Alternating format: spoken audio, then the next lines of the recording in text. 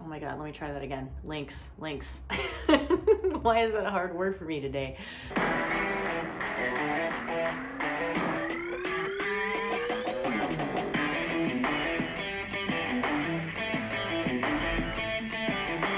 Hey guys, welcome back to my channel. I wanted to title this video, Are You Butt Sore? with like a subtitle. I don't know at this moment what I'm going to end up titling it, but I'm pretty sure that the YouTube algorithm would not favor that title. Anyway, in my last video talking about my first week as a truck driving trainee, I mentioned pain as an issue. And it's been an issue for me for a long time. And I thought, you know what, let me make a video talking in a little bit more depth about this and offering what little bit of help I can offer from my background as having been a personal trainer for about 9 years, also dealing with pain issues of my own and being aware that other people who are driving trucks out there are probably a lot of people dealing with this specific issue, which is sciatic pain. I'm gonna include a couple of helpful links that will get in more depth than I'm going to talk about in this video because I'm not even a trainer anymore. I'm definitely not any kind of medical professional. So take everything I say with a grain of salt, but hopefully I can give you a little bit of a nudge in the right direction because when it comes to this type of pain, it tends to be the type of thing that you can remedy to some extent on your own. But I will mention a couple of things that are really important. Let me just say, as if I'm speaking specifically to truckers, because that's who I really would like to sort of help and target with this video. But really other people will have similar sets of circumstances that make sense with this too. A lot of sciatic pain is related to, or can be related to, having a herniated disc. In my case, let me just give you my background a little bit so you know at least where I'm coming from. I don't know if I have a herniated disc. I think there's a very high likelihood of that because I spent like 3+ years as a professional mover and a small one at that, so that probably doesn't help anything. The thing that really set off my sciatic pain, I was walking backward while carrying the end of a pretty large, heavy couch, but this wasn't even anything difficult. It was like it was a return or something and we were taking it back to the store. So there was like a dock and it was just like, I was carrying the one end walking backwards and yammering as I tend to do. And I caught my heel on the curb and I fell so hard on my right butt cheek and like outside of my hip that the couch like flew out of my hands. And as I landed, I felt like like something in my lower back, like a shift, an adjustment, but not a good adjustment. And my issues started after that. So I probably did injure my back somehow when I did that. And of course, I wasn't going to do workers' comp. Anyone who knows anything about that knows it's not really a very helpful route to the worker a lot of the time. And I also, like many Americans, don't have affordable access to healthcare. So I haven't been able to like get an MRI and get physical therapy, which I'm sure would be really helpful. And the problems with the sciatic pain actually started later. They started maybe a year later, but yeah, anyway, that all said, if you happen to be watching this and are a person who has access to medical care, then if you have this kind of pain, before you just try to deal with it on your own, do try to get it treated by somebody because you'd be amazed at the amount of relief you can get from good physical therapy. Personally, I recommend what would be called a CFMT, which is a Certified Functional Manual Therapist, versus going to a chain physical therapy type of place. It is very expensive to go to a CFMT, but it's very worth it. These are people who are very hands-on versus, you know, a lot of my familiarity with these chain type of PT clinics is like they give you some exercises to do while the PT is working with like 3 other patients at the same time and they're not really paying attention to you. That's not going to give you the type of help that you really, really need.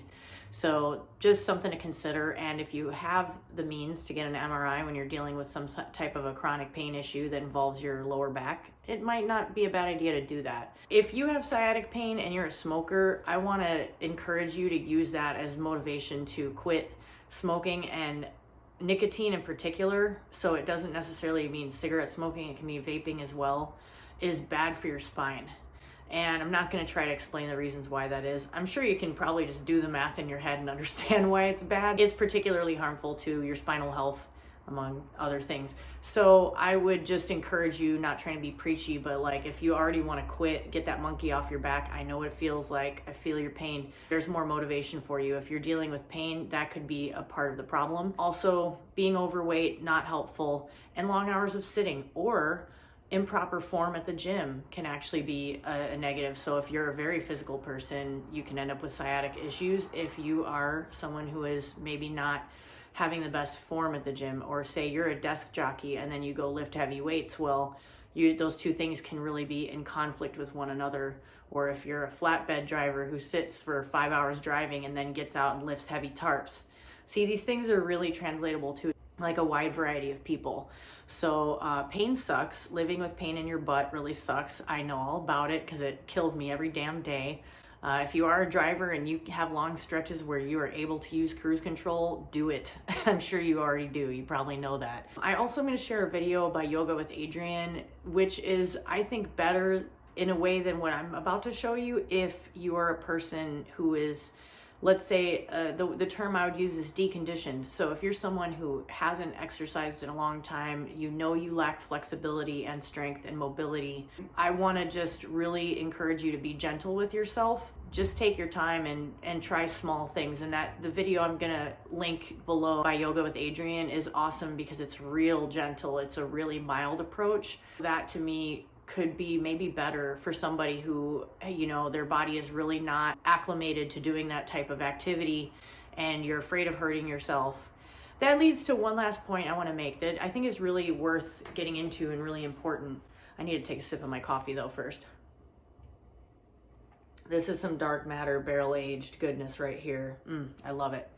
A lot of times people who have pain avoid exercise, and it's understandable. Pain is a really complex psychological set of realities, and it can do a lot to make you feel afraid of using your body. And I really understand that personally now that I've been dealing with chronic pain for quite some time. And what I want to suggest is that sometimes there is pain that tells you avoid doing this thing. Like you do this thing and you feel an acute pain, okay, avoid that thing. Your body is telling you. And it's important to listen to pain and not just, you know, the whole no pain, no gain idiom is really problematic. I never would have used that as a trainer because there's pain that is better described as discomfort, and then there's pain that is a warning that needs to be listened to. And I learned that the hard way when I didn't listen to my own pain. So if you're a person whose joints ache, who, you know, like you have a pretty sedentary life and getting up and doing stuff feels uncomfortable for you, bordering on painful, I would just challenge you to really talk to yourself about that and ask yourself, can I do it? Because sometimes that pain is, like I said, better described as discomfort, and it can be worked through, and that will alleviate the pain, because sometimes pain does come from weakness. So that's part of what I want to talk about in this video is, you know, part of why your butt might hurt, and part of why my butt hurts for sure is because even though I'm a pretty athletic and physical person, I have a lot of imbalance in my body that causes weakness, and I haven't done enough to remedy that. I have certain muscles that are not doing their job the way I need them to, and it's ultimately leading me toward pain. You might be in a similar position where if you just do some basic, simple, very simple strengthening exercises a little bit, but consistently, you might find your pain getting better in a surprisingly short period of time. So suspend disbelief, give it a shot. Check out the links below, please. And here we go. So when we're talking about dealing with pain in this part of the body, dealing with the lower spine, the sacrum, the hips, we want to work on mobility, stability, and strength. So those are the things I'm going to try to sort of very briefly address in this video. But before we can do any of those things, we need to start with awareness. And I think body awareness is one of those things that so many of us don't really even consider. It's one of the reasons why I'm a huge proponent of yoga, or as I like to say, a yoga evangelist. When we do simple practices that help improve our body awareness, we can have a starting point to work from. So with that said, what I'm going to do now is show a couple of simple mobility exercises, or exercises that are intended to encourage better mobility, and sort of include the body awareness piece as I describe that. So here we go. So first I'm going to start with a very simple cat-cow, which most people are familiar with from yoga. And I'm going to align my hands right underneath my shoulders, my knees right underneath my hips. I'm going to think about pressing the tops of my feet, my shins, my knees into the floor. And I'm gonna really think about trying to lengthen through my tailbone as if I'm shooting my tailbone out that way, and I'm gonna think about lengthening through the top of my head. And really try to visualize making space between my vertebrae. And I'm noticing like my neck wants to sort of sag forward, so I'm gonna think of lengthening through the back of my neck. And even just getting yourself into this position and holding this position, this is a practice in body awareness here. And think about drawing in my midsection, not trying to squeeze really hard, just trying to draw in and think about supporting. This is my starting point for my cat-cow, and I'm going to start by thinking about reaching my chest forward and reaching my tail toward the sky. This would be the cow motion. And then I'm going to reverse that, starting with my tail, bringing my tailbone down and trying to let everything just follow from there, and trying to think of lifting my belly button toward the sky. And in doing this, you might try this and immediately feel, wow, all that tension in the upper back that I feel. I don't know if you feel that. You might feel some loosening happening right away. And as you're doing this, if you're not talking like I am, hopefully you're taking some nice deep breaths. So these cat-cows are a really beautiful, sort of simple body awareness exercise, and also a mobilizing exercise for the spine. So what I like to do from there, again, many things stolen from Yoga with Adriene, shamelessly, because I just want to promote her because she's so wonderful. What she calls the drunken cat-cow. So I like to start to veer off the railroad tracks, again, something that she says, and try moving side to side. This is an amazing sensation through your lower spine, through your upper spine, through the sides of your body. There's all kinds of yummy things that you can feel going on when you're doing these types of stretches. And believe it or not, when we're dealing with something like sciatic pain, we're dealing with the fact that all of these things are connected. So working through the mobility of a lot of different parts of the body or the entire spine can help us find relief in those areas. I'm going to include a little bonus in here. I always think about this when I'm doing yoga. I'm like, I want to put this in a video for truckers.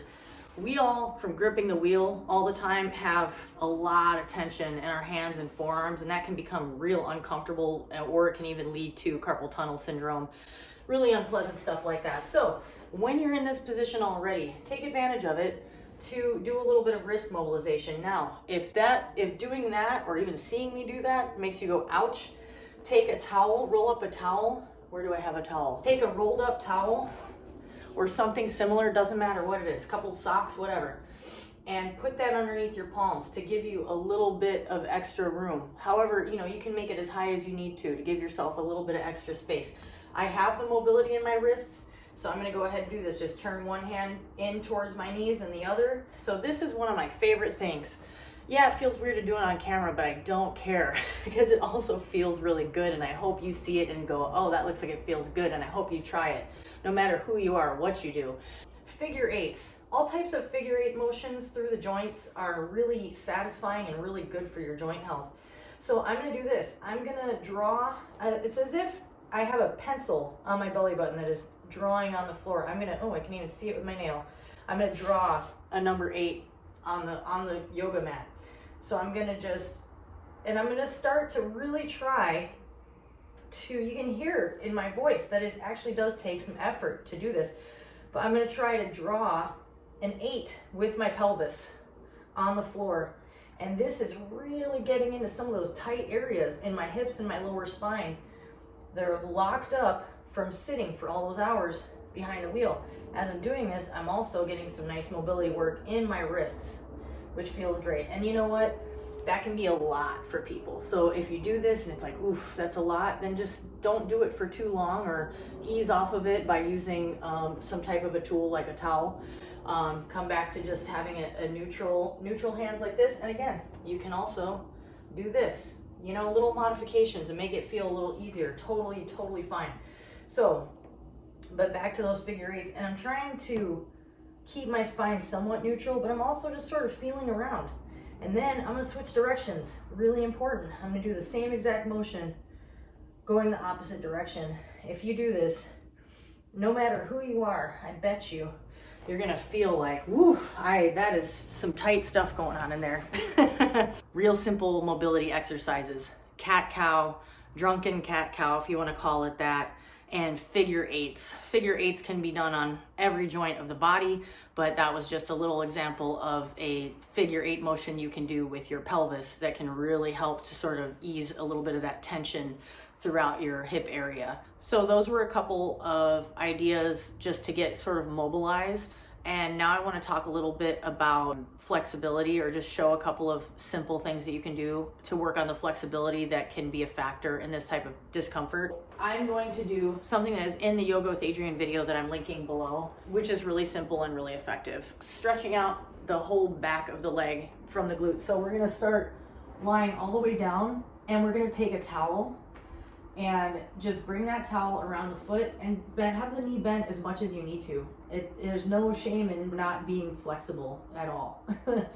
And I'm keeping this foot flat on the floor to start. Again, I can't emphasize enough, check out her video, because she's gonna go a lot slower than I am and explain this in more detail, and she's gonna really hold this stretch for a long time. You can gradually straighten the leg. Now, I'm a pretty flexible person, so I can do this comfortably. I don't want whoever's watching this to think that this is how they should look when they do this, because every body is different. But I'm gonna try to sort of lengthen through the back of that leg, and I'm using this towel to help me extend that leg a little bit more, and I'm thinking of like pushing into that towel a little bit, but allowing my knee to remain soft. I'm going to take it to the next step, and I'm going to maybe take the towel or whatever implement, a belt, whatever it is, in one hand, and then I'm going to use my right hand for support, and I'm going to extend this leg straight, my right leg straight.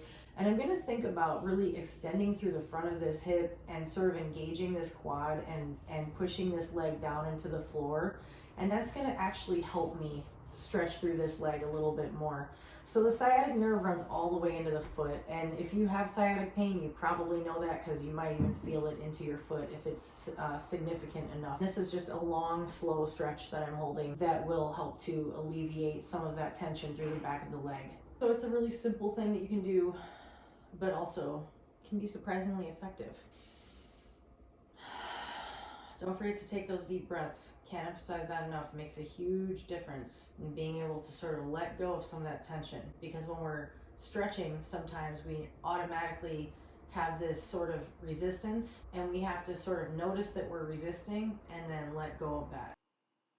So I'm going to do a little voiceover for this portion of the video. And here I'm showing you the, I guess, slightly more advanced version of the pigeon pose versus the reclined pigeon pose that you did laying on your back. And I notice here that, let me grab a pillow, because sometimes for some people it might really help if you don't quite have the flexibility to use a pillow underneath your butt, and it kind of brings the floor up to you. And by doing that, it is actually going to make the stretch a little bit more effective than if you were to, say, try to force yourself into it. I look back to make sure that my foot is nice and aligned behind the hip, and I'm lifting up through the midsection. I'm trying not to necessarily dump all my weight into the hips, but more trying to stay a little bit lifted. And then in this stretch, you can come forward. Notice that my right foot underneath me is flexed, so that's going to be a little more protective of the knee. And then depending on your flexibility level, you can come down lower and lower, and you can even place a pillow, or like here I'm using my hands and fists underneath my forehead to, again, bring the floor up to me and allow me to sort of get a bit of a passive stretch without necessarily having to force myself into it. So this version of the pigeon pose, again, a little bit of a deeper stretch than if you were to do it lying on your back. And for people who have acute soreness, stiffness in the hip, I would definitely recommend doing the back lying or reclined version of this. It's going to be a little bit less intense. I like to do a little bit of foot stretching before I go into this pigeon pose, reminding myself that everything is connected. So when we do simple stretches even through the feet, as we're working on stretching other parts of the body, it can really translate up through the chain of the body. And here again, using a pillow to sort of bring the earth up to me. And that sort of allows you to rest into that, use gravity, rather than trying to get yourself there, trying to sort of make yourself reach the floor.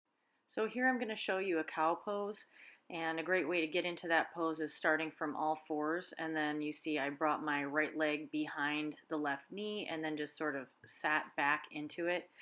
And again, this is another opportunity to use a pillow underneath the sacrum to sort of give myself a little bit of a lift and compensate for where I have soreness or tightness in the hips. Here I'm sort of checking to make sure that I'm nice and neutral through the spine. I'm not letting my back arch. And a lot of times when we're tight in the hips, we have a tendency to sort of want to let the back arch or try to use that to bring us into a sitting up tall position. And we don't even really realize we're doing it. So it can really help to use your hands to sort of feel the alignment of the lower spine. And then I'm just using my body weight lying forward to get that deeper stretch in the hips. Unfortunately, you can't really see my feet here, but I'm keeping the feet flexed, and that again is to sort of protect the knee. And so now I'm going to do the same exact thing, switching sides. So I'm going to bring the left knee around and behind the right knee. And this is just an easy way to sort of get into this cow pose. It is an amazing pose. It is so tension relieving and relaxing. This is another great thing that you can do while you're in this pose, is just reach forward and really feel a lengthening from your tailbone all the way through from the hips really all the way through the fingertips, and just use gravity to do some of that work and help you relieve a little bit more tension in the hips. So in this part of the video, I'm going to show a little bit of strengthening, and I'm actually starting here with a foot stretch, stretching through the feet by sort of kneeling and sitting back on the feet. This can feel really intense for people sometimes, but if you're a driver and you have your feet on those pedals all day, that can create a surprising amount of tension. So that's a great way to sort of alleviate that tension a little bit. So I'm going to show you a bridge pose, which is kind of the holy grail for really gentle and simple glute strengthening and strengthening through the hamstrings. I'm starting here by sort of feeling that I'm lengthening through my lower back and letting it press down into the floor. And that's what I'm doing with my hands, just sort of give myself that feedback and feel I'm lengthening from my tailbone up through my back, through my lower back.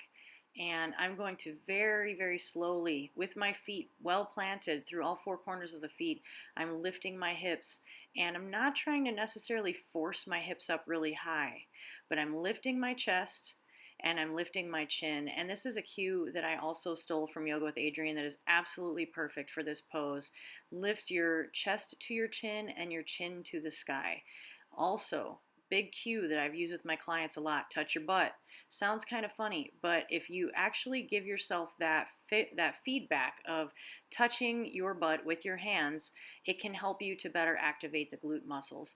A lot of times when people try bridging, they will feel their hamstrings sort of cramping up. That's a good indicator that your hamstrings are activating more than they should to compensate for weakness in the glute muscles. If you experience that, I would suggest dropping the hips a little bit lower and thinking about driving your weight forward toward the knees, so kind of keeping your weight centered over the hips. And then a beautiful counter stretch is to just hug the knees into the chest. You can clasp the hands. If you don't quite have the flexibility, you might grab behind the thighs, just sort of feeling that out and getting that stretch. And now here I'm showing you a reclined pigeon pose. So we did the pigeon pose that was a little bit more advanced, maybe lying forward. This is a gentler way to do it. Keep in mind, everyone's body is a little bit different, so the way you look when you do this might not be the same way I look. That's totally fine. Don't worry about it. You might do what I'm doing here, use a strap, a towel, some other implement, a belt behind the thigh to give you that if you can't quite reach or if it's uncomfortable to reach. And then take advantage of this. Again, work on that ankle mobility. Do some circles, do some figure eights with your ankles. Those feet that you hold in those stiff positions all day, whether you're in an office wearing those kinds of shoes, work shoes, or you're in a truck with your feet on the pedals for long hours, it's a good idea to sort of loosen up those ankles. And I couldn't resist. Just a little side-lying lower back stretch feels so good, keeping my shoulder on the opposite side planted down and trying to let gravity do the work, not forcing myself, contorting myself, or cranking through the spine, but doing my best to let gravity do some of that work. I kind of wish I had held these longer in the video so I could talk about them a little bit more, but these are all really nice, gentle stretches that can help alleviate some of that tension you feel through the hips and the glutes and the lower back. Now for another really awesome strengthening move, side lying clamshells. This is something that I started doing through physical therapy and wish I had just been doing all along. If you can do this lying with your whole back of your head, your upper back, and your tailbone against a wall to hold you in a nice straight line, that's ideal, and your heels also, by the way. So if you can't do that, try to visualize that as best you can. So you're in a straight line. I'm holding my core nice and neutral and engaged and gently, and I'm trying to engage through the pelvic floor. And someone once said to me that, can men do that? Like a Kegel type of thing? Yes, men have pelvic floors too. You can engage those muscles as well, which is really, really important to protecting your lower back, believe it or not. So again, I went through these a little bit too quickly, but I'm showing the beginner movement through the advanced movement. So the leg raise is more advanced. It's too advanced for me, quite frankly, because I have a lot of weakness in those external rotator muscles of the hips, which have everything to do with the type of pain that I have. So I would recommend probably starting with just that first movement that I did, and I'm going to do it on the other side here in a moment so you can see it there. I did a little bit of a counter stretch, always a nice idea. And again, lining myself up here as if I'm against a wall. Knees are aligned, feet are aligned, feet are flexed again, so toes are kind of up toward the shins. I'm making sure I'm in a nice straight line. And I'm just lifting the knee, keeping the heels together. That's the first level of challenge. You don't have to lift your knee very high. It doesn't matter how high. It's more about how you feel or what you feel rather than how far you move. So pay more attention to the sensation rather than the movement. And then to make this a little bit more advanced, you could separate your heels. So I'm just rotating externally through the hip, which is really working some of those small glute muscles that can really have an impact on how your lower back feels. And then to do a more advanced movement, extending the leg, turning the toe up toward the ceiling, and if I was against a wall, I would be skimming the wall, touching the wall with that heel. So if you have the opportunity, try this against a wall first, and then when you do it away from a wall, really try to tap into what that felt like. And then a nice little counter stretch for that glute. Gotta love that, always feels good. And here I'm going to show the reclined version of cow pose, which again is going to be a little bit gentler if you have very tight hips and maybe the seated version is a little bit less comfortable for you. This is a great one you can try.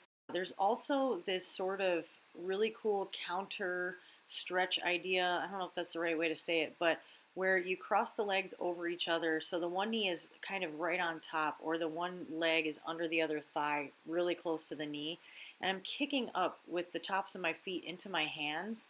So there's sort of this push and pull thing happening that is a really great way to stretch. You feel the stretch through the front of the feet and the ankles and simultaneously through those glutes. And then just pull those knees in and give yourself a hug. That is a really great way to sort of loosen up the back. I always love to rock side to side when I do those kinds of stretches. And then sort of lengthening out, extending your whole body. And don't forget to give yourself a big hug and say thank you to yourself for taking the time to do this simple stuff to make yourself feel a little bit better. Make sure you do it both ways because we like that symmetry. You know, making sure to take care of that and give yourself a pat on the back because you deserve it, because you work really hard and you deserve to feel well.